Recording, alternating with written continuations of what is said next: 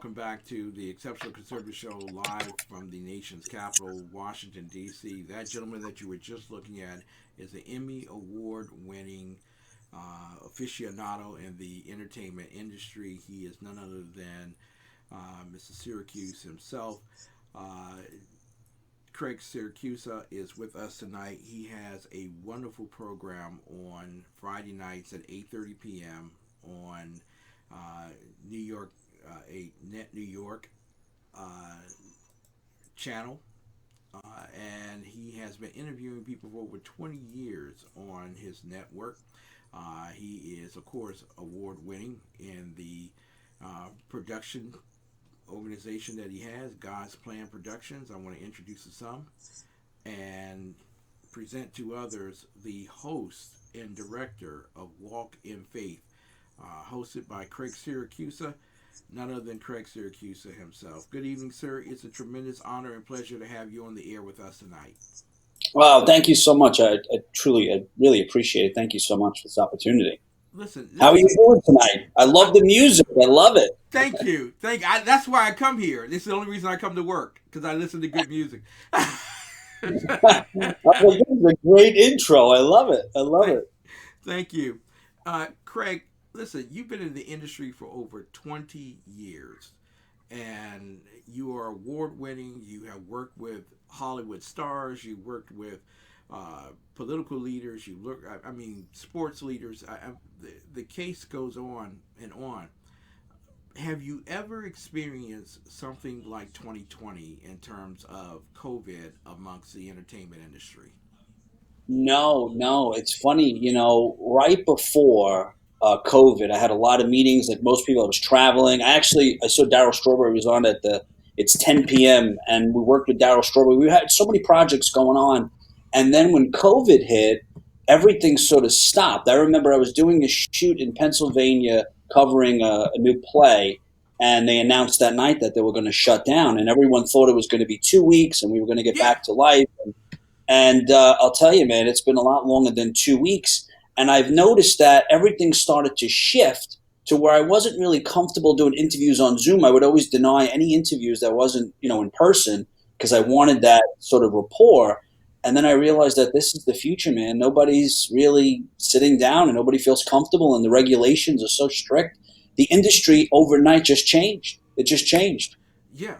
And in terms of this particular industry, there are those who are captivated by content.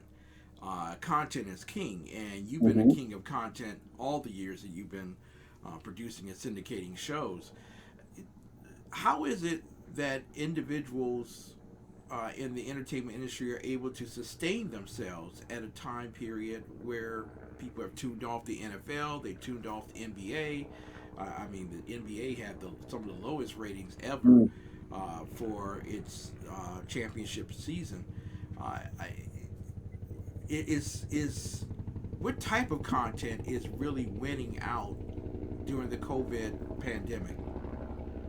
Well, it was for me. I always interviewed, especially for the past 5 years, I would interview celebrity stars, athletes about their journey of faith, give them a platform where they could speak openly about how God has impacted their life.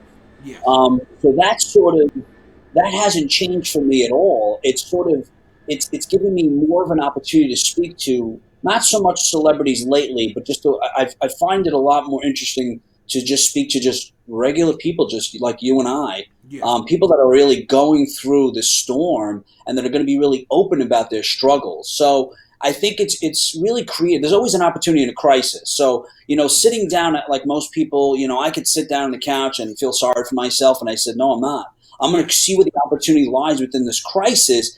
And right away, I saw there was a need where people wanted information. People wanted to really understand what everyone was going through, the struggles, the adversity, how God has impacted their life. So I saw there was an opportunity. So during this time, I said, what has been exposed in my own life through this COVID experience, I said, I guarantee has been exposed in a lot of people's lives, which led me to write the article, which is leading me to write the book, which what I started doing too is just reformatting all of the shows and the content and the projects to say, how is this going to work in this sort of new world, this post-pandemic world? And it was just really changing the model.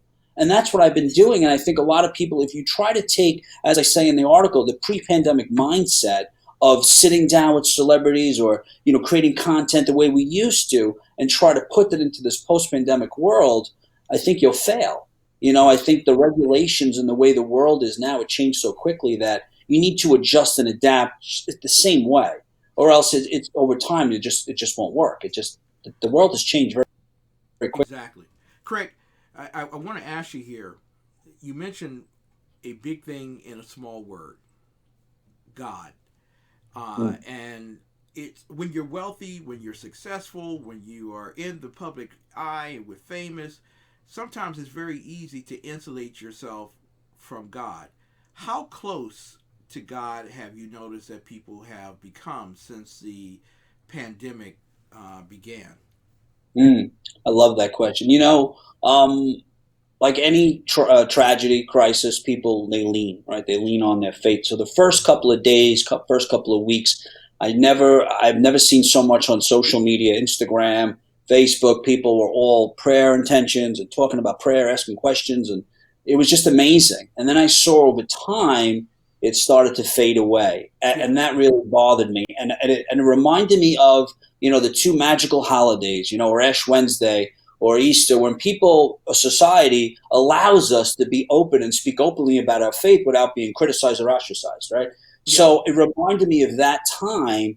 And I kept saying to people in every interview, the way you've sort of connected to your faith during this time, and then, it needs to go way beyond that. But it's like anything else. We get comfortable in that situation, and then, we put God back in the box because, we don't need him anymore. Mm-hmm. So I saw a lot of people were really outspoken about their faith, but it sort of faded away, or after a few weeks, which it's really it still bothers me now. But Do you think that's I do my best. Do you think that's because the state has overtaken the church in the sense that uh, it enforces regulations against the church that it doesn't enforce against the liquor store or Mm. Walmart?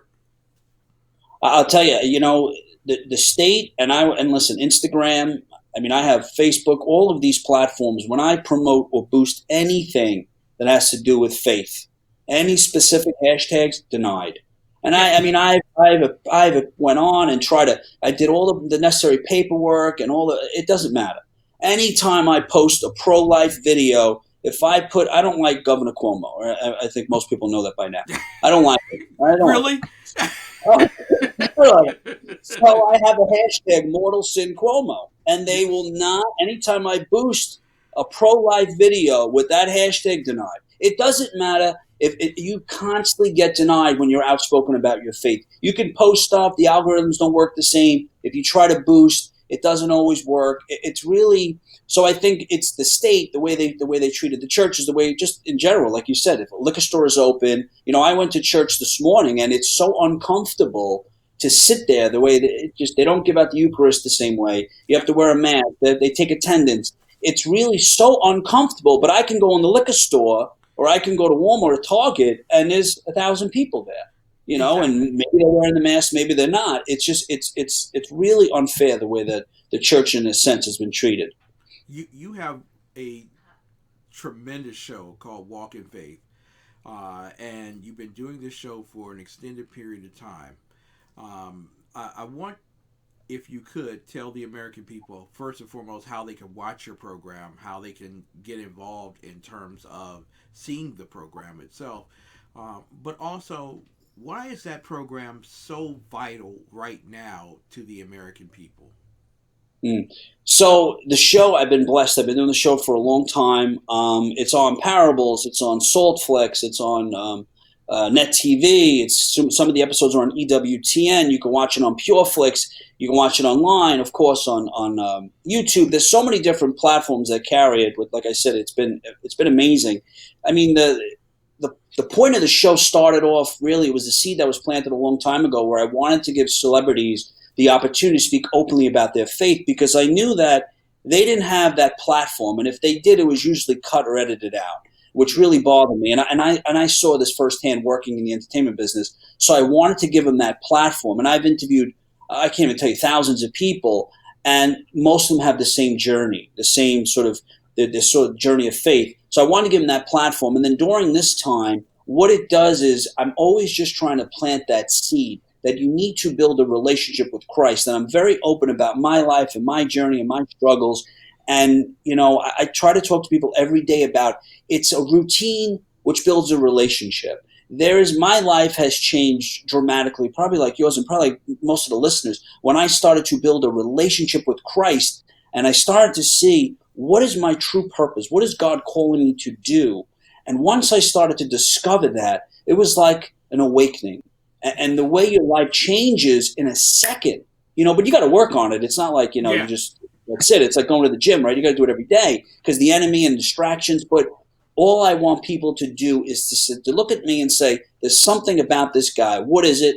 And I want them to know it's about it. It's the relationship that I have with Christ. And once I started to build that relationship, my life changed. And I just want everyone to sort of experience the same thing, or at least have the opportunity to experience it.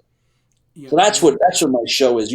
And there's celebrities and athletes. It's people that you wouldn't usually see on TV talking about their faith openly. And look, I could talk about God all day, and maybe you get one person. You get a celebrity like you see Kanye West, who whether we like him, we don't like him. He speaks about certain topics. Millions of people listen, so they have the ability to just talk about God and just bring people to Christ.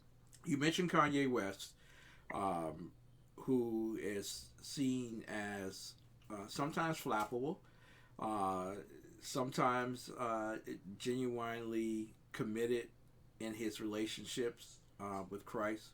Um, but he spoke out against abortion. Mm. And that seems to sever the jugular of those who are on the left. There are certain things that we will appreciate from Christian folk. We'll take, your singing and we'll take your worship. That's cool. But when you start talking about Planned Parenthood, Mm. you have stepped a little too far. Do you get that kind of ridicule over the years of you doing your programming?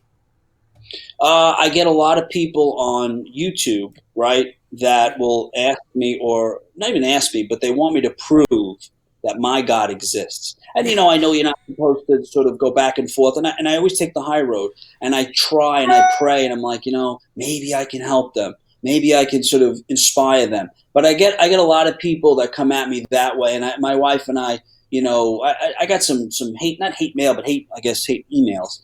And my wife says, you're doing something right. But I know, listen, if I want to get to where I want to go, and I want to be able to speak to millions of people, thousands of people, and I want to really be on that front line, this is just part of the process. If I wanted something easy, I wouldn't be working, in faith-based media. I would No. work in the secular world. There's a reason why we're called to do this. And this is not, and I tell people too, like, you want a challenge, work for the church. You want a challenge, work for God. Because you know this, you don't get paid a lot of money, right? You get Yeah. ridiculed.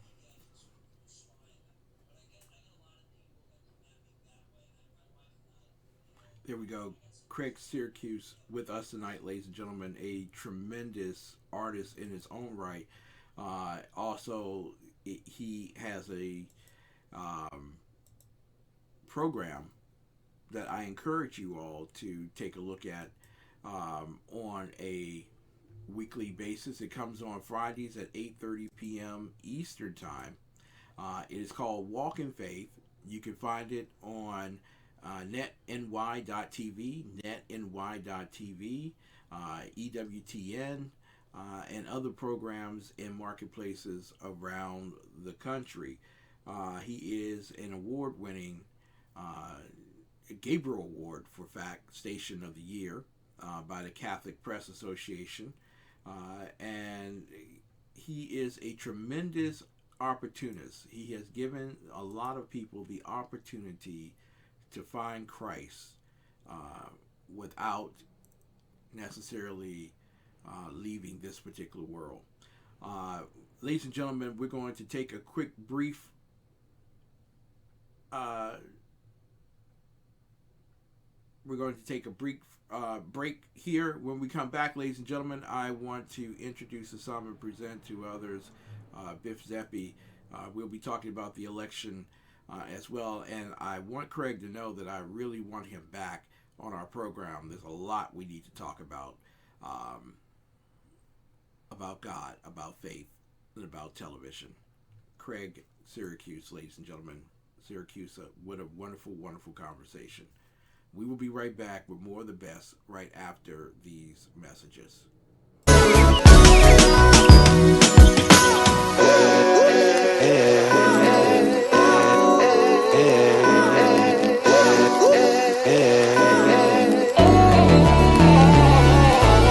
Test.